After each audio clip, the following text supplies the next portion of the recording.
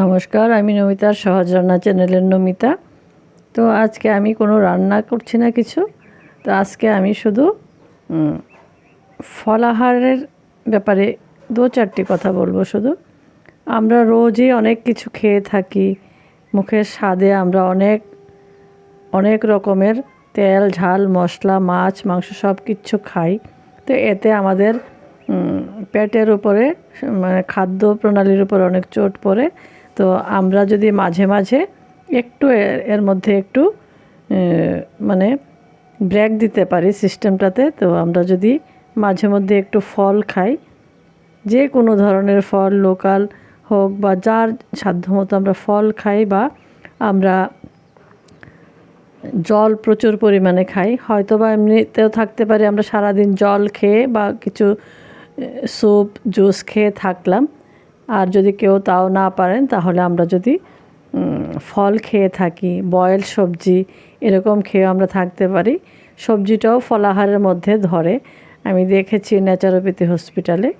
তো তেল মশলা একদম নামমাত্র দিয়ে আমরা করে খেতে পারি। তাহলে কি হয়, আমাদের ভিতরগত একটা সাফাই হয়ে যায়, পরিষ্কার হয়ে যায় সব কিছু। তো এই রকম আমরা যদি মাসে একবার বা দুইবার করতে পারি, তাহলে কি হয়, আমাদের খাদ্য প্রণালী বা রক্ত পরিষ্কার শোধন সব কিছু আমাদের সিস্টেমটা একটু আবার নতুনভাবে ভালো হয়ে ওঠে। তো তার জন্যে আমরা ত্বকের জন্য, চুলের জন্য, বা আমাদের হজমে যদি কোনো ডিস্টার্ব হয়, আমরা এইভাবে মাঝে মধ্যে উপোসটা করতে পারি। বা একদম না খেয়ে থাকতে পারলে তো ভালো, জল খেয়ে থাকলে, কিন্তু জল খেতে হবে উপোসের সময়। আর যদি আমরা একদম কিছু না খেয়ে থাকতে না পারি, তাহলে আমরা ফল খেলাম।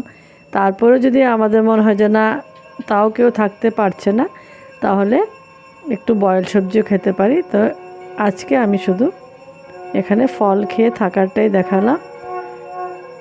আশা করি সবাই এতে উপকৃত হবেন। যদি জানেন, হয়তো অনেকে জানেন, আর যদি আমার কথাগুলো ভালো লাগে, তাহলে আমার চ্যানেলটাকে সাবস্ক্রাইব করে দেবেন। আর যদি আজকের এই ভিডিওটা ভালো লাগে, তাহলে লাইক কমেন্টস আর শেয়ার করে দেবেন। সবাই ভালো থাকবেন, সুস্থ থাকবেন।